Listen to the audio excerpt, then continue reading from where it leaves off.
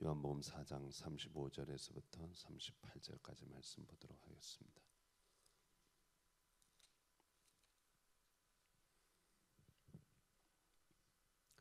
너희는 넉 달이 지나야 추수할 때가 이르겠다 하지 아니하느냐?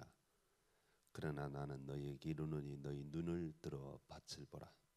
희어져 추수하게 되었도다. 거두는 자가 이미 삭도 받고 영생에 이르는 열매를 모으나니 이는 뿌리는 자와 거두는 자가 함께 즐거워하게 하려 함이라. 그런즉 한 사람이 심고 다른 사람이 거둔다 하는 말이 옳도다. 내가 너희로 노력하지 아니한 것을 거두러 보내었노니 다른 사람들은 노력하였고 너희는 그들이 노력한 것에 참여하였느니라. 아멘. 오늘은 선교의 동지를 구합니다 하는 말씀으로 여러분과 함께 은혜를 나누려고 합니다. 기독교의 가장 필수적인 사항이 하나 있다면 교회가 이 땅에 존속해야 할 이유가 있다면 그것은 다른 데 있지 않습니다. 바로 하나님의 복음을 전파하는데 교회의 존재 사명이 있습니다. 여러분 만약에 집에 불이 났다고 한다면 여러분들은 제일 먼저 무엇을 꺼내시렵니까? 아마도 비싼 귀금속이나 보물이나 증권, 유가 증권 같은 것들, 그런 것들 꺼내는 사람들도 있을 줄 압니다. 자기가 좋아하는 거, 자기가 귀하게 생각하는 거 꺼낼 줄 압니다. 그러나 그 모든 것보다도 먼저 꺼내야 할 것은 사람입니다. 사람의 생명보다 더 귀한 것은 없기 때문입니다. 사람은 놔두고 거기에 자녀가 있는데 거기에 자기 식구들이 있는데 귀금속 챙겨서 나오는 사람, 그 사람은 사람도 아닙니다. 그 어떤 것보다도 다른 것은 다 잃어버려도 사람은 잃어버리면 안 됩니다. 예수님께서 이 땅에 오신 이유가 무엇일까요? 예수님께서 왜 이 땅에 오셔서 고난을 받으시고 십자가를 지셨을까요? 그것은 다른 데 이유가 있지 않습니다. 딱 한 가지입니다. 사람을 구원하려는 이유입니다. 교회의 존재 사명도 마찬가지입니다. 교회가 부흥하고 발전하는 것, 그리고 교회가 여러 가지 분위기나 환경이나 다른 거 다 좋은 거, 그럼 다 좋은 거예요. 나쁜 거 하나도 없습니다. 그렇지만 교회의 교회됨의 사명은 하나님의 복음의 전파입니다. 만약 교회된 사명을 감당하지 않는다면 그 어떤 핑계를 대도 그건 핑계거리에 불과합니다. 너 왜 귀금속 들고 나왔냐? 사람 데려 나오지 않고. 그러면 이런저런 이유를 대도 그건 소용없어요. 그것은 변명에 불과한 것입니다. 교회가 교회된 사명을 감당하지 않으면 하나님께서 그 교회를 기뻐하지 않습니다. 하나님께서 그 교회에 존재 이유가 없다고 생각하시는 것입니다. 오늘 여기 본문의 말씀 보면은 예수님께서 사마리아로 일부러 여행을 가셨습니다. 사마리아로 가야 되겠다. 오늘 여기 성경에 보면 처음에 그렇게 나옵니다. 그 말은 사마리아에 꼭 가서 제자들에게 가르치고 싶은 것이 있었어요. 이스라엘 백성들은 편견에 사로잡혔습니다. 무슨 편견에 있었냐면 이방 사람들은 개같고 특별히 사마리아 사람들은 더욱더 멸시하고 멀리했습니다. 어디로 여행을 떠나야 되는데 예를 들어서 이스라엘 나라가 구성이 이렇게 되어 있습니다. 밑에 유다가 있고 예루살렘이 있고 중가운데 사마리아가 있고 그 위에 갈릴리가 있습니다. 자, 이스라엘 백성들이 갈릴리로 여행을 떠나려면 사마리아를 통과해야 됩니다. 그런데 그 더러운 땅은 내가 밟고 싶지 않다. 이스라엘 백성들이 그렇게 생각을 하고 지름길로 가는 사마리아를 통과하지 않고 뺑 둘러갑니다. 왜? 사마리아는 더러운 땅이다. 사마리아는 사실 이방인은 아닙니다. 사마리아는 옛날 북이스라엘 지역인데 그 지역은 이스라엘 백성들이 포로로 끌려가고 남은 사람들이 사마리아 사람들인데, 이 사람들이 유대인들인데, 원래 유대인들인데 결혼을 이방 사람들하고 결혼을 한 거예요. 그러니까 혼혈이죠. 그러니까 저 놈들은 개와 같은 이방 사람들과 혼인을 한 진짜 저건 더 나쁘다라고 유대인들이 생각을 한 거예요. 그러니까 사마리아에 가지 않는 거죠. 사마리아를 통과도 안 하고 사마리아를 뺑 돌아 갈릴리로 갔던 것입니다. 그만큼 사마리아를 싫어했습니다. 예수님은 일부러 사마리아로 가야 되겠다.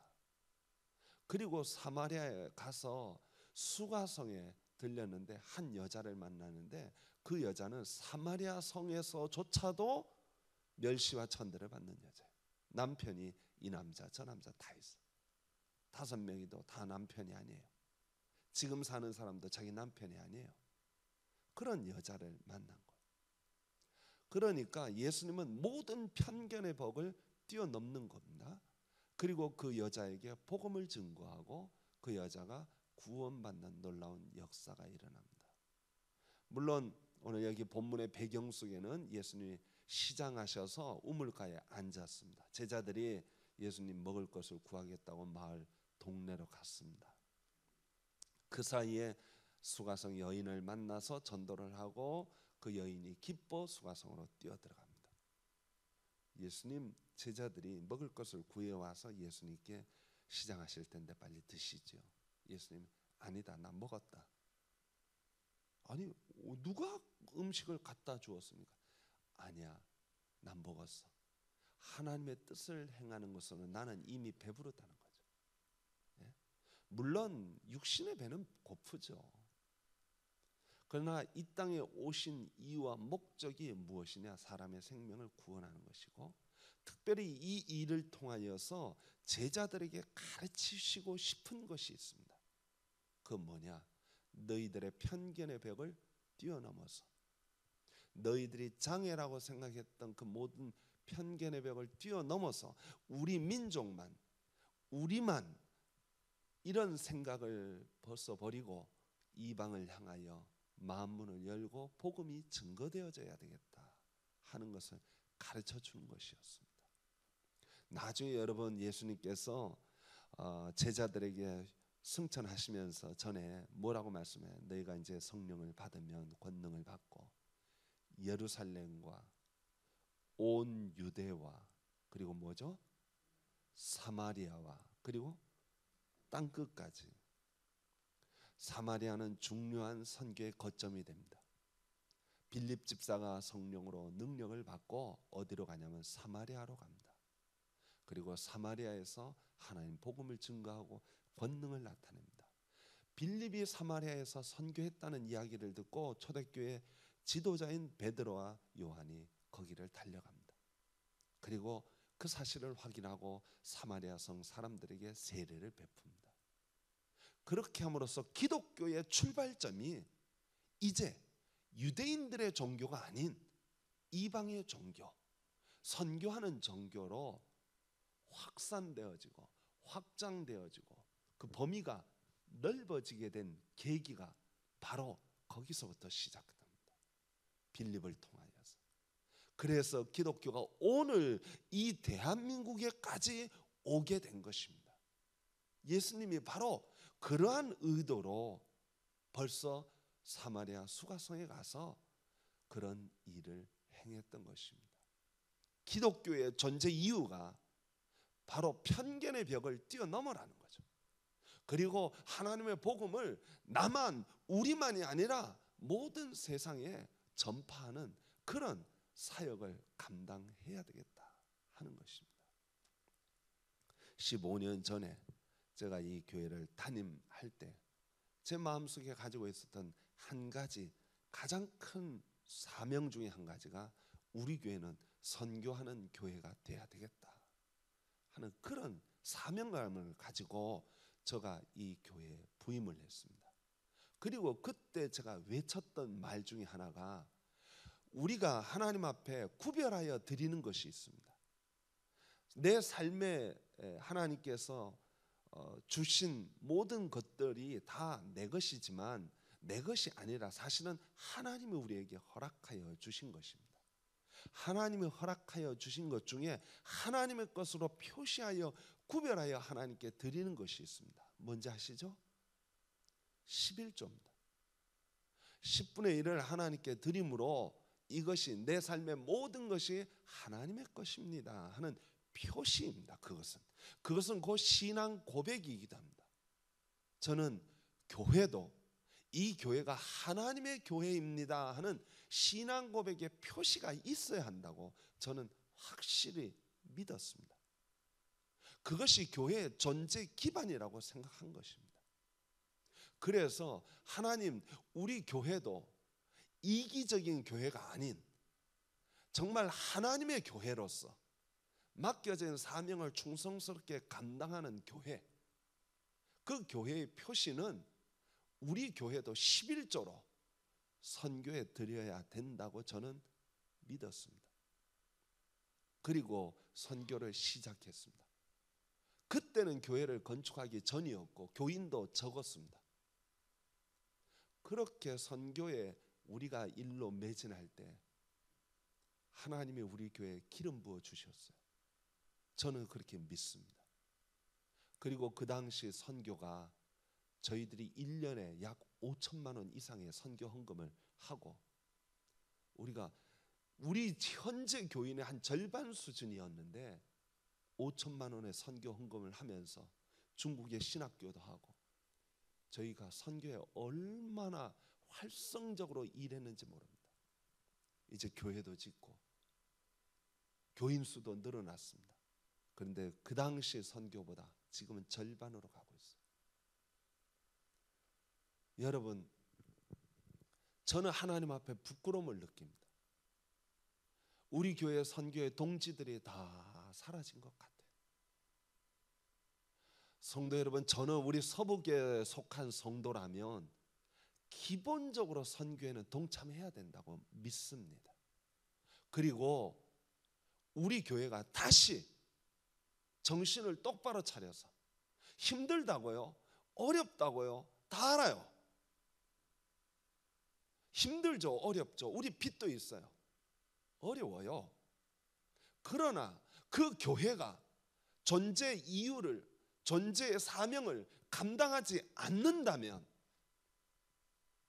너희들 힘들어? 그럼 그만둬. 너희들 그렇게 힘드니? 그럼 그냥 문 닫아. 이유가 존재할 필요가 없잖아. 하나님이 그렇게 우리에게 말씀하시는 것 같아요. 저는 그렇게 보여집니다. 이 교회가 하나님의 교회예요. 예수님께서 배가 고프시지만 먹어야 돼요. 먹어야 됩니다. 그렇지만 그보다 훨씬 더 중요한 게 있다는 거예요. 육의 양식도 중요해요. 우리 교회가 존재하는 이유가 무슨 우리 교회에 여러 가지 빚도 있고 여러 가지 해야 될 일도 있고 교육도 있고 많아요. 할 일들이 참 많아요. 교회를 유지도 해야 되고 많아요. 그러나 우리가 반드시 필수적으로 의무적으로 꼭 해야 될 일이 있습니다. 우리 교회가 존재하는 한 그것은 선교입니다. 교회의 목적은 하나님의 복음의 전파입니다. 그 일을 위해서 우리 교회가 존재해야 된다고 저는 확실히 믿습니다. 우리 교회가 힘들고 어려운 여러 가지 원인이 있겠지만 그러나 저는 생각할 때 교회가 교회된 사명을 감당할 때 하나님께서 거기에 기름 부어 주시고 하나님께서 거기에 축복하여 주시고 하나님께서 거기에 역사하여 주신다고 저는 믿습니다. 하나님이 역사하지 않으면 말라 비틀어지게 돼 있습니다. 힘을 잃어버리게 돼 있단 말이죠. 저는 우리 서북교회가 다시 본래의 사명으로 돌아왔으면 좋겠습니다. 예? 힘들다고 어렵다고 핑계대고 변명하지 말고 이제 죽더라도 허리띠를 동여 매고 맡겨진 사명을 충성스럽게 감당하고 온 교인이 힘을 모으면 저는 하나님이 우리 교회에 기름 부어 주실 것이라고 믿습니다. 예? 성도 여러분, 우리가 그 어려울 때 IMF를 겪으면서 교인의 3분의 1이 빠져나가고 예산이 절반이나 축소되어질 때, 그래도 그때는 제가 젊은 패기로 우리 교회 장로님들, 안수집사님들이 저한테 다 들어와서 필리핀 선교하지 맙시다 저한테 요청했을 때, 저 차라리 저를 자르세요 하고 단호하게 제가 거부했습니다. 그때는 제가 용기가 있었습니다. 그때는 제가 정말로 목회에 불타는 사명이 있었습니다. 그래서 단호히 거부했습니다. 그리고 그 필리핀 교회가 성장해서 필리핀에 지교회를 두고 신학교를 두고 엄청나게 부흥하고 발전하는데, 우리는 내몰라라 내팽개쳐. 그냥 선교헌금 조금 필리핀에 조금 하고는 그냥 끝납니다. 성도 여러분, 우리가 이렇게 해왔습니다. 그러면서 점점 선교비는 축소되어져 갑니다. 해마다 선교비가 축소돼요. 하나님이 어찌 이를 보고 기뻐하실까? 저는 그런 신앙적 양심의 가책을 받고 있습니다. 해마다. 성도 여러분, 이제 우리가 더 이상 핑계댈 게 없습니다. 더 이상 변명할 게 없어요. 선교에 잠자던 성도 여러분, 일어섭시다. 우리 서북교회가 다시 깨어나기를 소망합니다. 그래서 하나님이 위에서 맡겨준 이 사명을 감당하기에 생명을 다하여 죽는 날까지 우리 예수님이 자기의 온몸을 찢어가면서 자기를 희생시켜가면서 그 사명을 감당했던 것처럼 우리도 이 사명 감당해야 될 줄로 믿습니다. 예? 선교하는 가정, 선교하는 사업, 선교하는 개인, 우리 서북의 교회에 속한 성도들이 그러할 때, 이게 하나님의 것입니다. 이게 하나님의 교회입니다. 뭘로 나타냅니까? 뭘로 표시합니까? 하나님의 일을 할 때, 하나님의 복음이 전파되어질 때, 그때 비로소 하나님의 교회인 줄 드러나는 것입니다. 성도 여러분, 우리 서북교회가 잠자던 선교의 불타는 열정을 다시 한번 회복시켜 하나님 앞에 쓰임받는 우리 서북교회가 되어지기를 간절히 축원합니다. 간절히 소망합니다. 그래서 이 교회가 하나님께 정말 칭찬받는 교회, 충성되다고 인정받는 교회 되어지기를 축원합니다. 기도하겠습니다.